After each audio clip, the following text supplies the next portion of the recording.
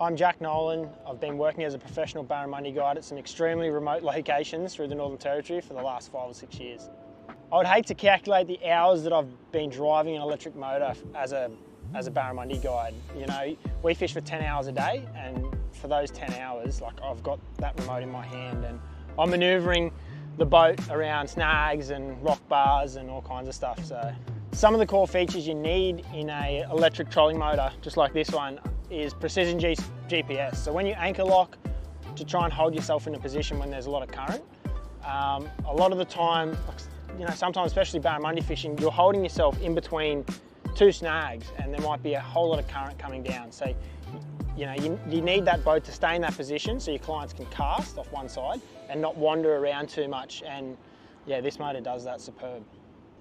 Another thing you need is a reliable and serviceable motor. You know, we're out in the middle of Arnhem Land. Like, there's no one out there. There's no service centres, there's nothing. So you need to be able to pull that thing down if you do have an issue and fix it.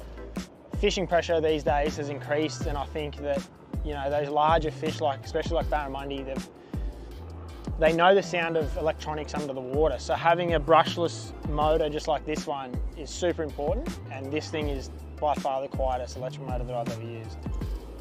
One of the features I'm most excited about with the RECON is the freestyler joystick here. So, you know, if you're going to retrieve a lure off a snag, you're heading in, you can simply flick that joystick back and it's going to turn that motor around without you even thinking about it. So, you know, you've got your hand in there trying to get a snag off, you can simply flick that and you know that that motor's going to turn 90 degrees to the boat and push you back out of that snag. So, another feature that I'm super excited about is having the HDS unit and the RECON being able to talk to each other and being able to kind of select waypoints and move between them just by simply touching the screen.